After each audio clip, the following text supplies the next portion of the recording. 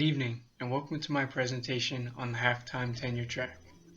Before I begin, I'd like to thank you all for being here, especially the Chancellor, the Dean of every college, and all the administrators who have taken the time to be here tonight.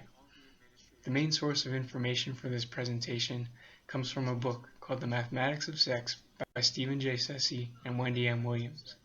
It primarily concerns the underrepresentation of women in mathematically intensive STEM fields, but the solutions that they propose can be applied to all fields. Their main idea is the introduction of a half-time tenure track system, which would allow twice as long for women and men to accrue a sizable portfolio for consideration by a tenure committee. It would enable them to raise a family at the same time.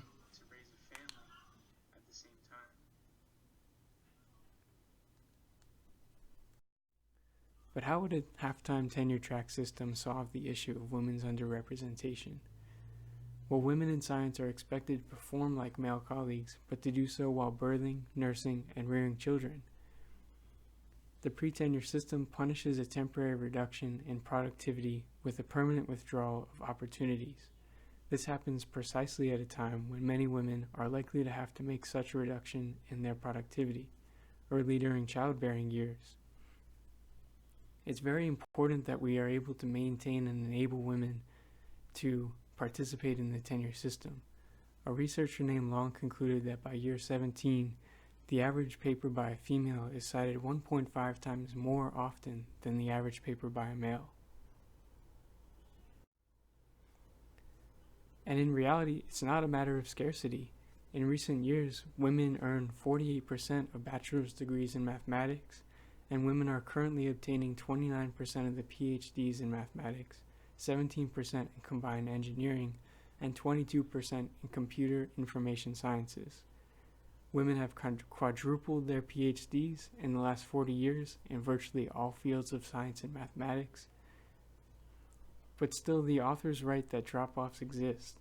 There's a difference between the amount of female assistant professorships awarded and the amount of female PhD recipients. So where do these talented women go? The authors write that the main reason for women's underrepresentation in tenure-track positions may be due to family-based preferences. 10 to 30% of women in various surveys prefer home-centered lifestyles and prefer not to work outside the home, and another 60% prefer adapted work lifestyles in which work can be fitted in with family and personal goals, the latter being paramount. Approximately 20% of women in these surveys prefer work-centered lifestyles in which the main commitment is to career. As one woman in the survey said, "I could not have come to graduate school more motivated to be a research-oriented professor. Now I feel that can only be a career possibility if I am willing to sacrifice having children." This serves to illustrate some limits of the tenure system. Newly hired faculty typically have 5 to 6 years to demonstrate their research and teaching competence, at which time a decision is made about whether they will be given lifelong tenure or not. Liberal family leave policies are not sufficient to buffer a young mother trying to care for infants and young children while carrying out the myriad demands of being a pre-tenure professor. The authors were concerned about one question: are some fields of research so fast-moving that being away from the lab for a prolonged period of time will result in knowledge becoming obsolete?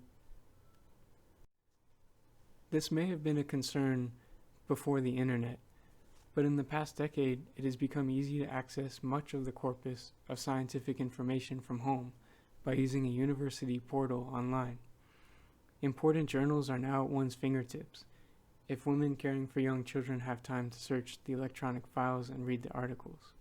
In addition, scientific work is increasingly done by teams of scientists, called high-impact teams, especially in some math-intensive fields.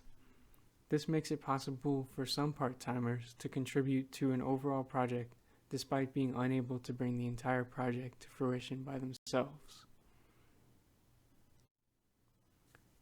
So what would an alternative tenure track look like?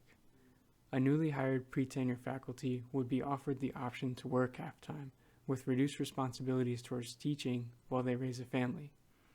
They will have twice as long to develop their publications and show their productivity. This will allow women and men alike to be involved in their families without precluding the possibility of a lifelong career in academia. Current lack of women in tenure track positions, I think it would be useful, if not necessary, to introduce a half-time tenure track alternative.